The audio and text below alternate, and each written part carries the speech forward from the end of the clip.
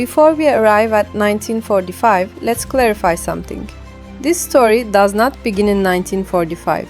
It opens in 1917. The Cold War did not erupt overnight.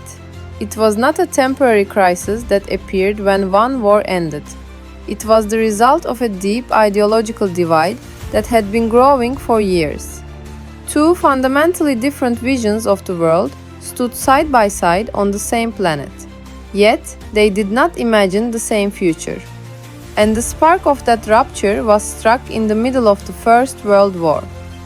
So what happened in 1917 that split the language of the world in two? One side sought to preserve order, while the other aimed to overturn that very order at its roots. What we call the Cold War was, in truth, the long reckoning between these two dreams and these two fears. 1917. Europe is burning. While millions die in the trenches, the Tsarist regime collapses in Russia, and under Lenin's leadership, the Bolsheviks seize power. This was not merely a change of government. It was an ideological challenge hurled into world history. The Bolsheviks declared it openly. The capitalist system would collapse, the working class would take power, and the revolution would be international. In other words, this was not just about Russia. The ambition was global. The revolution recognized no borders. For the Western world, this claim was not a theoretical debate. The Bolsheviks did not recognize the legitimacy of the existing international order. They exposed the secret treaties of Tsarist Russia. They labeled capitalist states as imperialist and exploitative. When the Russian Civil War began in 1918, the United States, Britain, and France supported the White Army against the Bolsheviks. American troops even landed in northern Russia. It was a small intervention in military terms, but symbolically enormous. It marked the first concrete sign of deep mistrust between the two sides. The ideological conflict had already begun. That same year, across the Atlantic, US President Woodrow Wilson stepped onto the stage. Wilson claimed he had brought America into the First World War to make the world safe for democracy. National self-determination, open diplomacy, free trade. These were the moral pillars of the liberal capitalist order.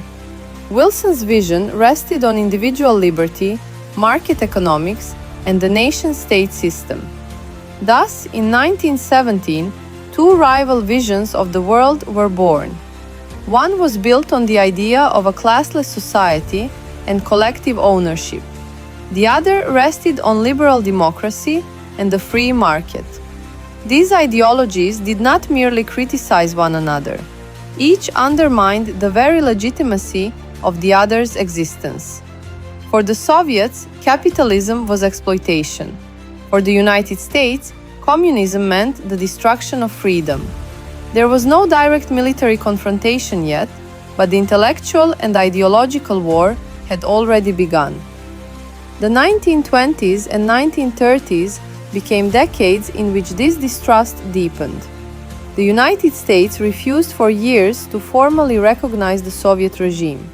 The Soviets, in turn, viewed the West as a capitalist encirclement.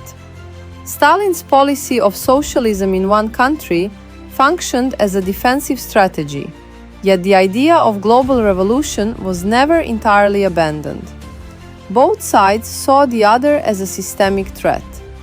The Cold War did not yet have a name, but its psychology had already taken shape. The tension between them took on a strange shape during the Second World War. The rise of Nazi Germany pushed these two ideological enemies onto the same side. The United States and the Soviet Union became reluctant allies, bound together by the necessity of stopping Hitler. But this was not friendship. It was a temporary alignment of interests. Because even as they fought the same war, both sides were already calculating how the post-war world would be shaped. At Yalta and Potsdam, the photographs looked diplomatic. Smiles, handshakes, the choreography of unity. But behind those images, a serious reckoning was underway. The future of Eastern Europe was the central fault line. Stalin wanted a security belt between the Soviet Union and Germany. For him, installing pro-Soviet regimes in Eastern Europe, especially in Poland, was a matter of survival. The memory of invasions was not abstract theory. It was written in blood across Russian history. The United States, on the other hand, demanded free elections and democratic governments. On the surface, these demands sounded compatible. In reality, they carried very different meanings. For Stalin, security meant control. For Washington, freedom meant pluralism. As long as Hitler remained the common enemy, this contradiction could be managed. Once that enemy disappeared, the tension would surface. And when the war ended, the rupture in global politics was immediate and profound. In 1944, the Normandy landings pressed Germany from the west, while the Soviet advance crushed it from the east. Germany was caught in a vice, and the outcome of the war was effectively sealed.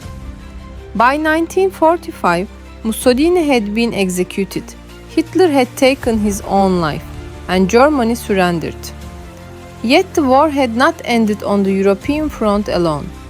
In August 1945, atomic bombs, Little Boy over Hiroshima and Fat Man over Nagasaki, were dropped. Japan surrendered, and the Second World War officially came to an end. But this ending was also a beginning. The war had destroyed empires, redrawn borders, and introduced a weapon capable of erasing entire cities in a single flash. Power had not disappeared, it had been rearranged. And now, two victorious giants stood facing each other across a shattered world, each convinced that its system was the future of humanity. The picture the war left behind was devastating. Tens of millions were dead. Entire cities lay in ruins. German cities like Berlin, Cologne, Düsseldorf, and Hamburg had been reduced to rubble. Britain and France were economically exhausted. The center of global power had shifted away from Europe.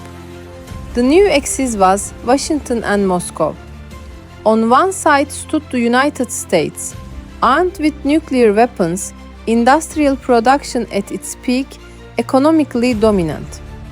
On the other stood the Soviet Union. Its Red Army stretched deep into Eastern Europe, commanding a massive land force. The Soviets had lost more than 20 million people and were determined never again to remain vulnerable to a Western invasion. The United States, meanwhile, feared that Europe's economic collapse could give rise to radical regimes. Each side believed it was acting defensively. Yet each defensive move appeared threatening to the other. This is what scholars call the security dilemma. When one state increases its security, it unintentionally decreases the security of another. From that moment on, mistrust was no longer philosophical. It became structural. The world was entering a new kind of confrontation, one where fear, ideology, and power would intertwine for decades. After the war, the United States moved to construct a new international order. The United Nations became its institutional symbol. But this was not just about founding a diplomatic body. The US was abandoning the inward-looking posture of the Monroe Doctrine and transforming into a global actor. Crises beyond the Atlantic were now seen as directly tied to American security. Economically, the Marshall Plan would soon follow. Its purpose was not only to rebuild Europe, but also to prevent communism from gaining strength in the ruins of economic collapse. Prosperity, in Washington's view, was a vaccine against radicalism. The Soviet Union responded in its own way. In Eastern Europe, Bulgaria, Poland, Hungary, Romania, and Czechoslovakia, pro-Soviet regimes took shape. Stalin interpreted this as security, a buffer zone against future invasion. Washington interpreted it as expansionism, the spread of Soviet influence under the shadow of the Red Army. Same events, two radically different readings, and when perception splits like that, history rarely stays calm. This was the moment the Cold War truly began. On one side stood the liberal capitalist bloc, on the other, the socialist bloc. There was no direct world war, but there was an ideological, economic, technological, and psychological struggle unfolding. That struggle would surface in Berlin, Korea, Cuba, Vietnam, and even in the race to space. The Cold War was not a war of tanks alone. It was a war of systems. It was a disagreement about how human society should be organized. Does the state exist for the individual, or does the individual exist for the state? Is security the highest value, or freedom? The questions first ignited in 1917 split the post-1945 world in two. And humanity entered a new era. One lived in the long shadow of two superpowers, each convinced it carried the blueprint for the future. Although the United States and the Soviet Union had cast aside their differences during the war in order to defeat Germany, that temporary cooperation unraveled quickly once the war ended. When the common enemy disappeared, what remained were deep ideological divisions and mutual distrust. Disputes emerged over with what kind of order would be established in the liberated territories of Germany, how Eastern Europe would be shaped, and which principles would define the post-war international system. These questions placed the two superpowers on a data true because the end of the war did not bring lasting peace. It gave birth to a new struggle for power. The warning signs of this tension had appeared even before the war ended. During the most critical phases of the conflict, Stalin demanded that the West open a second front, and he interpreted the delay as a deliberate choice. As the Soviet Union was losing millions of people, it believed the West was not making sacrifices on the same scale. That perception deeply eroded the trust behind the wartime alliance. The partnership was a necessity, but trust was fragile. During the same period, the so-called percentages agreement between Churchill and Stalin, dividing spheres of influence in Eastern Europe by numerical shares, revealed how nakedly power politics was being practiced. Influence reduced to arithmetic. Yet Roosevelt never formally accepted this arrangement. The American position rested on the principle of self-determination of free peoples. That was the moral language Washington claimed to defend. Here, two approaches collided openly. The Soviet concept of security was built on control and buffer zones. The American approach emphasized legitimacy and democratic governance. To Moscow, friendly regimes on its borders meant survival. To Washington, imposed regimes meant betrayal of post-war ideals. Even before the war ended, Eastern Europe had already become the arena where ideals and geopolitical calculations clashed head-on. The post-war conferences deepened the fracture. By the time of Potsdam, trust had thinned noticeably. And during the conference, the United States received word that it had successfully tested the atomic bomb. This was not merely a military development, it was a psychological rupture. For Washington, the bomb meant diplomatic leverage and deterrence. For Moscow, it looked like a tool of pressure. The balance of power was no longer measured only by divisions and tanks, but by the destructive capacity of a single weapon capable of erasing a city. The atomic issue quickly became its own crisis. The United States proposed international control of atomic energy, but the plan effectively preserved American nuclear monopoly. The Baruch Plan was rejected by the Soviets, who believed Washington was attempting to lock in permanent nuclear superiority. By 1948, with the collapse of the Atomic Energy Commission negotiations, the possibility of nuclear cooperation vanished. The atom was no longer a symbol of shared security. It had become the embodiment of mutual fear.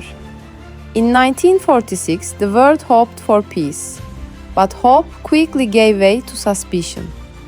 That same year, Winston Churchill, speaking in Fulton, declared that an iron curtain had descended across Europe. Stretching from the Baltic to the Adriatic, this curtain left Eastern Europe under Soviet influence. This was not just a metaphor, it was a public acknowledgement that Europe had been divided in practice. In the East, pro-Soviet regimes were taking shape, opposition figures were being eliminated, and contact with the West was restricted. Moscow saw this as a necessary security belt. The Western world saw it as expansionism. At the same time, Stalin stated that as long as capitalism existed, war would be inevitable. Washington did not interpret this as abstract theory. It read it as an open challenge. When Churchill's warning about the Iron Curtain met Stalin's rhetoric, the picture became clear. This tension was not temporary, it was structural. It was in this atmosphere that George Kennan sent his famous long telegram from Moscow, arguing that the Soviet system, by its very nature, was inclined toward expansion. This analysis triggered a profound shift in American foreign policy. The goal was no longer accommodation, it was containment. Thus, the policy of containment was born. In 1947, the Truman Doctrine became its official declaration. According to President Truman, if the Soviets gained influence over Greece and Turkey, the balance of the Middle East would shift dramatically. The United States therefore initiated economic and military aid. This step signaled something larger. America had moved beyond the inward-looking logic of the Monroe Doctrine. It was now positioning itself as an active architect of a global security order. Containment was not just a strategy, it was a worldview. And once adopted, it would shape decades of decisions, crises, and confrontations. The Marshall Plan formed the economic pillar of this strategy. Europe would not only be rebuilt, it would be pulled out of the poverty and instability in which communism might gain strength. Prosperity, in Washington's view, was a strategic tool. A stable, growing Europe would be less likely to drift toward radical alternatives. In response, the Soviets consolidated their own sphere. In Bulgaria, Poland, Hungary, Romania, and Czechoslovakia, regimes aligned with Moscow took firm control. Opposition figures were sidelined, marginalized, or removed entirely. Both sides claimed they were acting defensively. The United States framed its actions as stabilizing democracy and preventing collapse. The Soviet Union framed its policies as securing its borders after unimaginable wartime losses. Yet every defensive move by one side appeared offensive to the other. That is the cruel geometry of the security dilemma. Each step meant to increase safety generates more fear. And fear, once institutionalized, becomes policy. Bloc formation became inevitable. In 1947, Cominform was established. In 1949, Comecon followed. That same year, NATO was created. Then, in 1955, the Warsaw Pact was formed, completing the military split. The world was now divided not only in ideas, but also in alliances. Germany became the epicenter of this division. The Berlin Crisis was the first major confrontation between East and West, and it did not remain a mere diplomatic dispute. In 1948 to 1949, the Soviets blockaded West Berlin. Instead of retreating, the West responded with the Berlin airlift, supplying the city by air for months. That move signaled two things. First, the division was hardening into permanence. Second, in the Cold War, retreat would be interpreted as weakness. Berlin thus became both the symbol and the laboratory of the Cold War. Germany was formally split. The Federal Republic of Germany in the West and the German Democratic Republic in the East.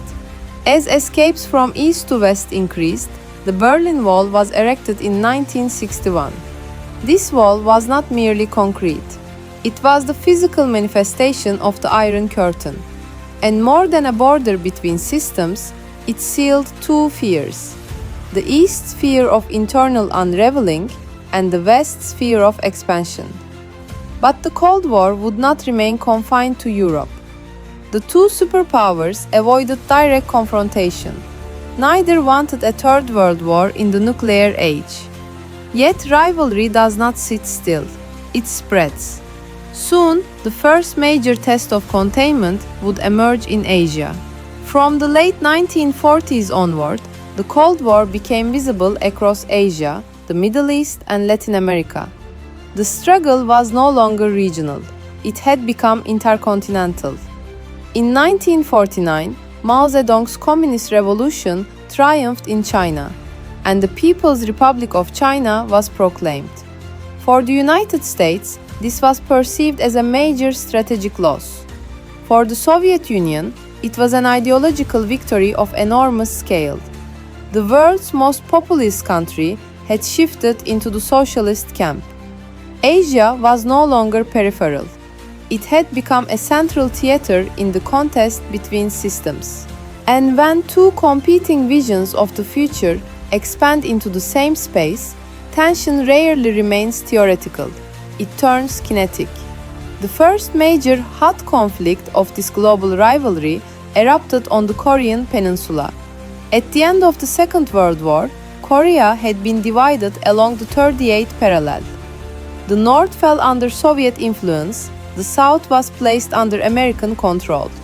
In 1948, the Republic of Korea was established in the South under Syngman Rhee. Shortly afterward, in the North, the Democratic People's Republic of Korea was proclaimed under Kim Il-sung. Thus, on the soil of a single nation, two rival systems took shape. On June 25, 1950, North Korean forces crossed the 38th parallel, annexing the South. This was not merely a Korean civil war. It was the first major test of containment. The United States, acting under a United Nations resolution, sent troops to defend South Korea. Later, China entered the war on the side of the North. The fighting lasted 3 brutal years. Casualties were immense, and devastation was widespread. Yet, neither side achieved decisive victory. In July 1953, the armistice agreement signed at Panmunjom restored the boundary roughly along the 38th parallel. Korea became, in effect, Asia's reflection of a divided Europe. One peninsula, two systems, and a ceasefire that mortar became peace. This war proved that the Cold War was not truly cold. The superpowers avoided fighting each other directly, but they waged a brutal, bloody through troops. The struggle did not remain confined to Asia. The Middle East too became part of the geopolitical contest. In 1955, the Baghdad Pact was established with the participation of Turkey, Iraq, Iran, Pakistan, and the United Kingdom. Its purpose was clear: to contain Soviet expansion along the Middle Eastern corridor. Containment was no longer a European strategy. It had become a wide arc stretching from Europe through Asia and into the Middle East, a geopolitical ring drawn around the Soviet sphere. When Stalin died in 1953, a brief wave of hope emerged. Some believed the Cold War might soften. Leadership changes often create the illusion that history itself might pivot. But optimism faded quickly. Because the conflict was not merely about personalities, it was structural. Two systems, two security logics, two competing claims about how societies should be organized. And structures do not dissolve simply because a single man exits the stage. By the late 1950s, tensions were rising again. Berlin returned to the center of the stage. At the same time, a new development shook Latin America. In 1959, Fidel Castro overthrew the Batista regime and came to power in Cuba. When Cuba began moving toward a socialist alignment, the United States perceived it as a serious threat. It suggested that Soviet influence could extend all the way into the Western Hemisphere. From Washington's perspective, this was not merely about a small island. It was about the possibility of a domino effect across Latin America. From Moscow's point of view, however, it represented a strategic opportunity. Presence near the shores of its principal rival. The Cold War was no longer a European-centered ideological contest. It had become a global power struggle, felt in every region. And soon, this struggle would escalate into crises that brought the world to the brink of nuclear war. Khrushchev's visit to the United States in 1959 to 1960 created a brief sense that relations between the two superpowers might be easing. But the mood did not last, because right in the middle of these hopes for thaw, a crisis erupted that shattered trust between them. The U-2 incident. On May 1, 1960, an American U-2 spy plane was shot down over Soviet airspace. Washington initially claimed it was a weather research flight, but the Soviets had captured the pilot alive. The denial collapsed overnight. Khrushchev did not treat this as a routine espionage incident. He framed it as a direct humiliation and violation of sovereignty. The consequences were severe. The planned Paris summit fell apart, the fragile atmosphere of detente evaporated, and the word trust lost its meaning in both capitals. Even the hidden wars of the Cold War were now exploding into public scandals. After this rupture, tensions climbed again. In 1961, John F. Kennedy was elected President of the United States, and the temperature rose further. A young, determined leader now faced the Soviet Union, and a new phase of power testing was about to unfold. That same year, Berlin once again became a crisis point. Escapes from East Germany to the West had surged, turning into a serious prestige loss for the Soviet bloc. In August 1961, construction of the Berlin Wall began. This wall was more than a border. It was the physical solidification of the divide between two systems. And for the first time, the world confronted the possibility that this separation might not be temporary, but enduring. Tension was not limited to Berlin. In 1961, the Soviet Union tested the largest nuclear weapon in history, the Tsar Bomba. The explosion demonstrated the terrifying scale of nuclear destruction humanity had achieved. The issue was no longer just military superiority. It was the survival of civilization itself. And in 1962, the crisis would reach its peak. The Soviet Union began installing nuclear missile launch sites in Cuba, right on America's doorstep. For the United States, this is unacceptable. A missile fired from Cuba could reach Washington in minutes. The Kennedy administration treated it as a direct threat to national security. There was, however, a crucial balance factor in the background. US Jupiter missiles deployed in Turkey and Italy placed Soviet territory within striking range. Moscow saw the Cuba move as a response to this strategic imbalance. So both sides believed they were working defensively, yet each move looked offensive to the other. That is the nuclear security dilemma in its purest form. Every step taken to feel safer makes the other side feel one step closer to annihilation. In October 1962, the world stood on the edge of nuclear war for 13 days. The United States imposed a naval blockade around Cuba. The question of whether Soviet ships would turn back or press forward held the planet in suspense. One miscalculation, one communication failure, one moment of panic could have pushed humanity past the point of no return. In the end, both sides stepped back. The Soviet Union agreed to dismantle its missiles in Cuba. The United States pledged not to invade Cuba and, through a secret arrangement, removed its Jupiter missiles from Turkey. The crisis was diffused. The Cuban Missile Crisis became the closest humanity has ever come to nuclear catastrophe. Afterward, both superpowers understood more clearly the cost of direct confrontation. Direct communication channels were established, including the famous hotline, and discussions began that would lead to partial nuclear test ban agreements. The lesson was brutal but clarifying. In a nuclear world, victory could mean extinction. The Cold War did not end in 1962, but after that year, the rivalry became more measured. This phase would be called detente, relaxation. The Cuban Missile Crisis taught both Washington and Moscow a brutal truth. In the nuclear age, there is no real winner. So, after 1962, competition did not disappear, but it was managed. Detente was not peace, it was breathing space, structured rivalry. The first priority after the crisis was to fix communication. One of the most dangerous aspects of the Cuban standoff had been misunderstanding and delayed information. When nuclear weapons are involved, hours matter. Sometimes minutes. That is why the hotline was established between Washington and Moscow. It was not a sentimental gesture of friendship. It was an emergency brake designed to prevent miscalculation from turning into annihilation.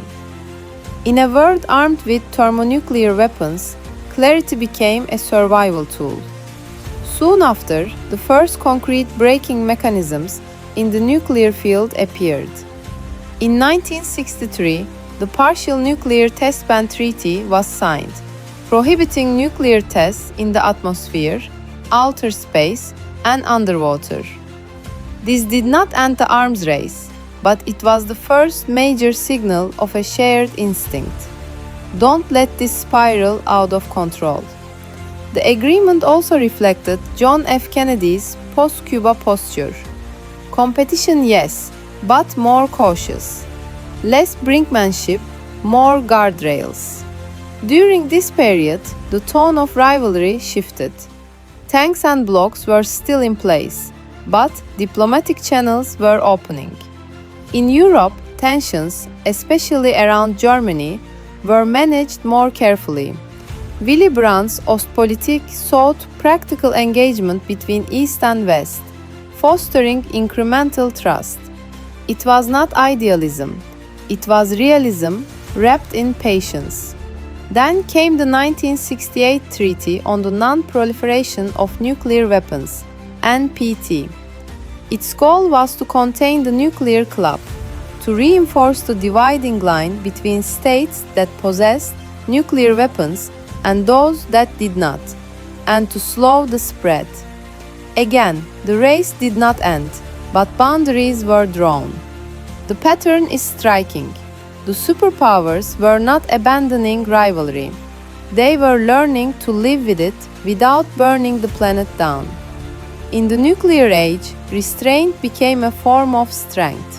One of the most symbolic milestones of detente came in 1972, when US President Richard Nixon traveled to Moscow. There, the strategic arms limitation talks produced agreements aimed at limiting strategic nuclear weapons, and the Anti-Ballistic Missile Treaty placed restrictions over these systems.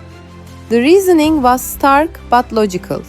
If two sides builds unlimited defensive shields, the other will respond by expanding its offensive arsenal to overwhelm them. That dynamic fuels escalation rather than stability. By accepting limiting on missile defenses, both superpowers were acknowledging a hard truth of the nuclear age. Security sometimes depends not on absolute protection, but on maintaining a balance there about days theirs to break. In 1975, the Helsinki Final Act, covering European security and human rights, was signed. The document recognized security principles such as the inviolability of borders, while also placing human rights about at the center of the international agenda. For 20 reasons, the of detente was not only about weapons, but also a back of propaganda and legitimacy. Who would appear more humane and who more free? Toward the end of the 1970s, tensions began to rise again. Although strategic arms limitation talks was signed, trust continued to erode. The breaking point came in 1979, when the Soviet Union intervened in Afghanistan. With that move, detente effectively collapsed and a new phase of hardening began. From that point on, the Cold War was no longer merely a European standoff or a bilateral arm wrestling match between two superpowers. The rivalry spread everywhere. In Asia, it erupted into hot wars. In Europe, it appeared in uprisings and crackdowns. In Africa and the Middle East, it shaped proxy struggles. It even spilled into the Olympics. What began as an ideological split had become a global system of competition: political, military, cultural, and symbolic. The battlefield was no longer a single front. It was the planet. One of the heaviest examples of this global struggle was Vietnam. With US backing, Emperor Bao Dai was sidelined and No Dinh Diem came to power in South Vietnam. According to the 1956 Geneva Framework, North and South Vietnam were supposed to reunify through nationwide elections. Diem, however, refused to hold them. This refusal accelerated tensions. In the north, under Ho Chi Minh's leadership, Viet Cong activities intensified. On April 1, 1955, during Eisenhower's presidency, the United States announced economic assistance to South Vietnam. In 1960, John F. Kennedy was elected president, but on November 22, 1963, he was assassinated.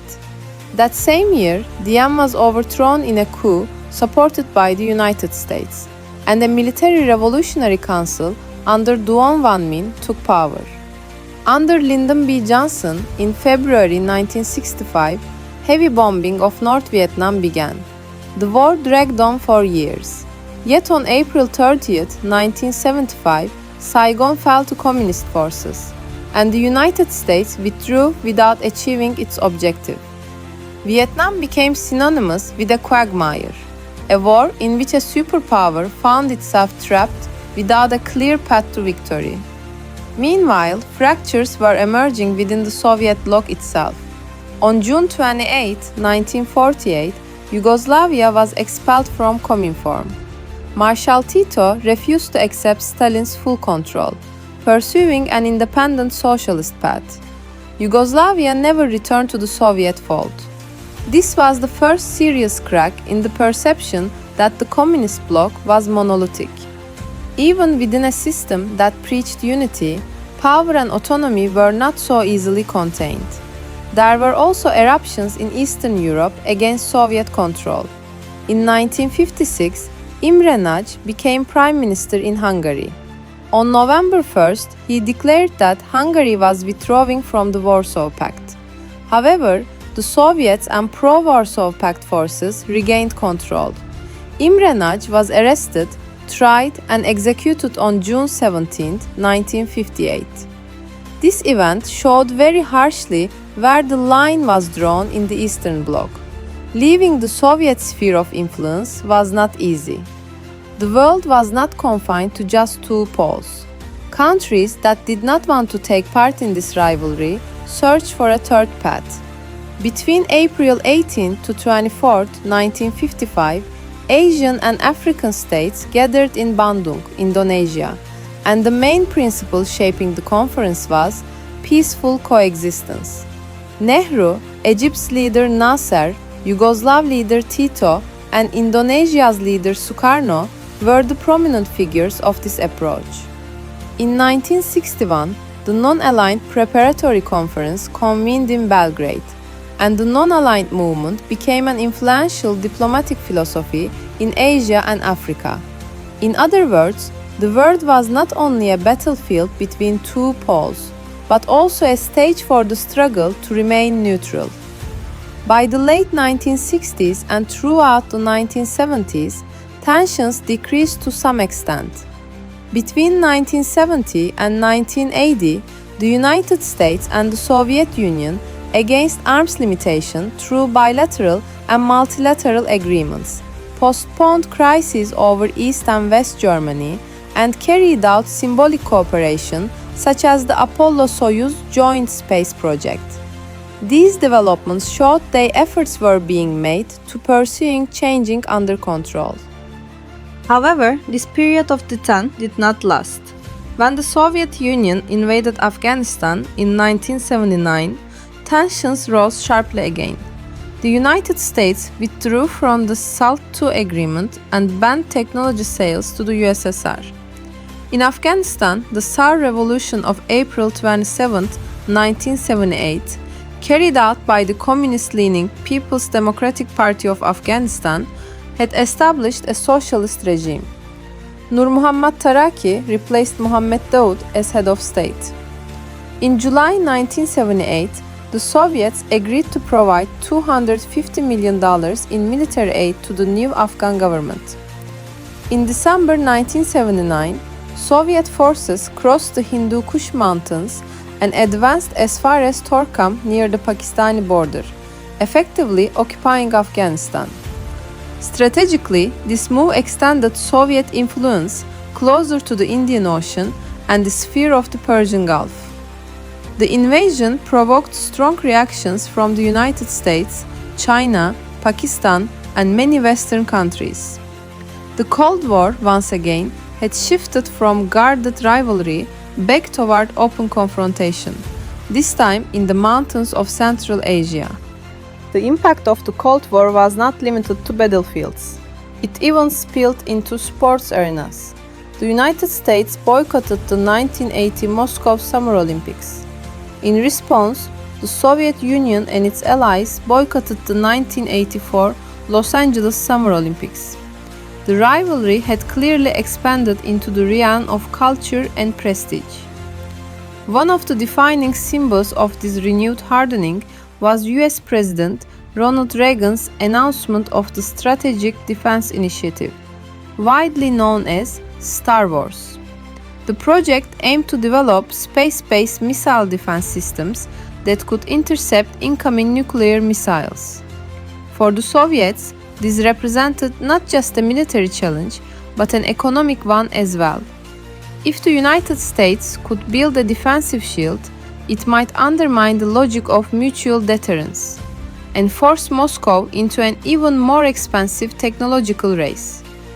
In a contest already straining resources, the battlefield was shifting upward, literally into space.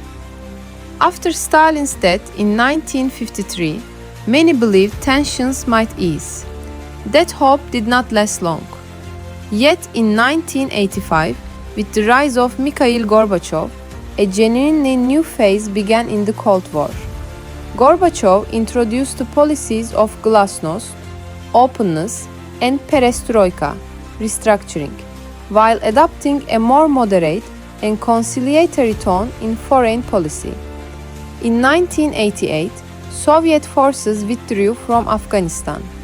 That same year, he declared that the USSR would no longer intervene militarily in Eastern Europe. This announcement was seismic. For decades, Soviet tanks had defined the limits of political change in the Eastern Bloc. Now, that guarantee of intervention was gone. Especially in Europe, it signaled that the Cold War had entered a phase of dissolution. Then the dominoes began to fall. On November 9, 1989, the fall of the Berlin Wall occurred, and movement between East and West Germany became free. On September 12, 1990, an agreement was signed in Moscow between the United States, the Soviet Union, the United Kingdom, France and the two German states. The treaty entered into force on October 3, 1990, and Germany was reunified. A wall that had symbolized division for nearly 3 decades had collapsed, and with it, the architecture of the Cold War in Europe. The final curtain fell with the dissolution of the Soviet Union.